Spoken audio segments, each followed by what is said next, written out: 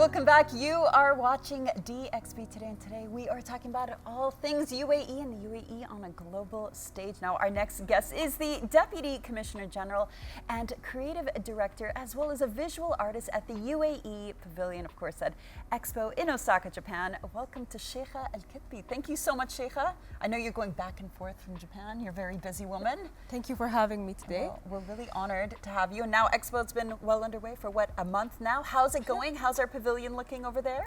So just this morning, the Expo 2025 in Osaka announced 5 million visitors so far. Wow. About 18 to 20% of those visitors have been visiting the UAE Pavilion. We've been doing really well. Our numbers are really good, and we've been welcoming guests happily since April 13th. It's incredible. And what I want to know is, obviously, the three of us here were also involved within Expo 2020 Dubai, and we loved the UAE Pavilion there.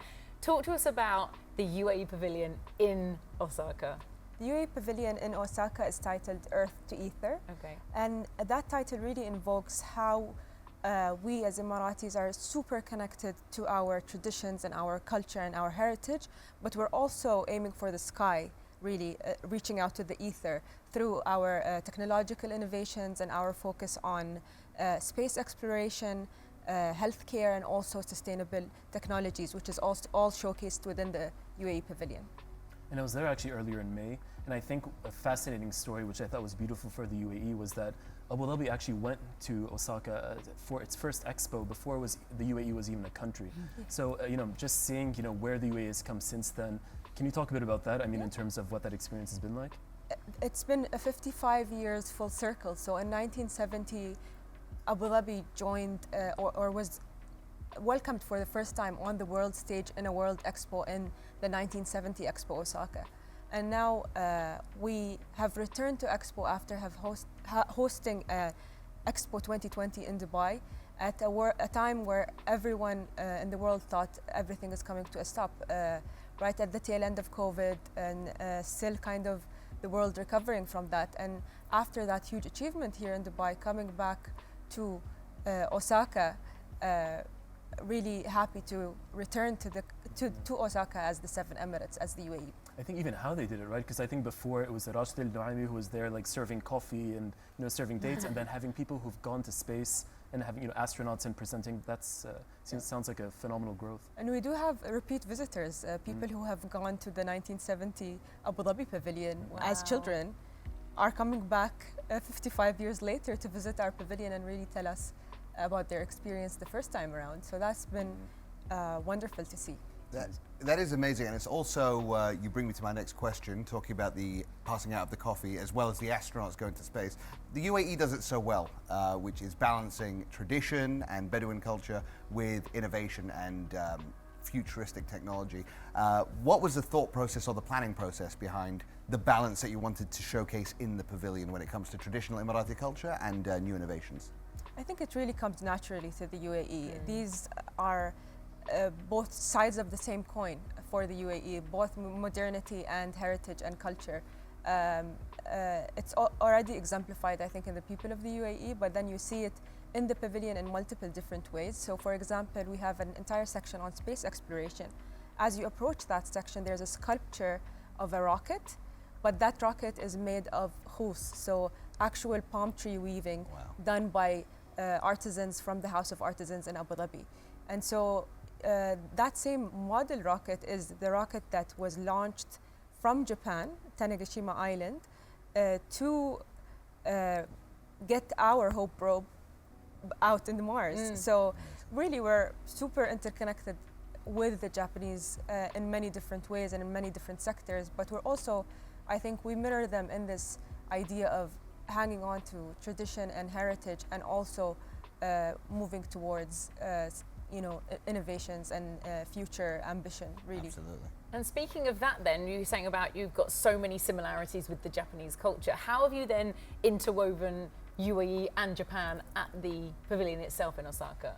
So as you enter the pavilion, you see this huge amount of 90 actually, to be exact, 90 columns that are kind of pillars towering over you as if you are walking inside Al Ain Oasis, with seeing all of the palm trees over there.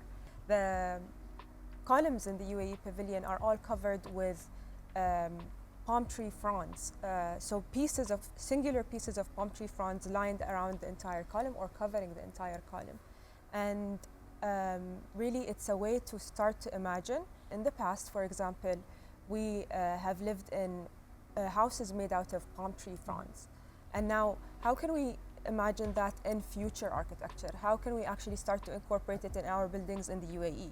So the entire process of building the pavilion was a research and development effort in trying to bring out this material, date palm waste, into recycling it in a way that can be useful for the UAE. And so the best people at woodworking are the Japanese. Okay. So the people who are able to have created these columns covered by these and reinforced by these palm tree fronds are our Japanese partners. Two companies shine in that, Process Iguchi and Shelter. Both of these companies helped us source all of the right palm tree fronds, because of course they shouldn't be, twisted, and they should be more straight, and there's a very clear cleaning process to them. And then also Shelter, who was an expert at Japanese woodworking, who created the actual columns. Wow. Take me back with you, Shaikha. I'd love to have you. I think you described like the symbolism really well. Everything had meaning behind it. But as an artist and an artistic director, I also noticed that it had a very Zen feel to it. And was that a part of it? I mean, can you describe a bit like your artistic direction with it? Yeah, that's definitely very intentional. What we learned from Expo 2020 Dubai is, as a visitor, you're seeing so much in one day. And every pavilion comes at you you're looking at so much screens and so much visuals and sound, and you're kind of overstimulated. So what we really wanted to do is to actually create an oasis, a haven in Expo, a place where you can shelter from the sun, essentially, or from the rain, which is very common in June in Japan. And you can come inside and really have your own journey with it. You don't have to kind of follow a specific tour guide, or you don't have to watch a 5-minute video before moving to the next installation. You can just really do your own journey within the pavilion and experience everything at your own pace.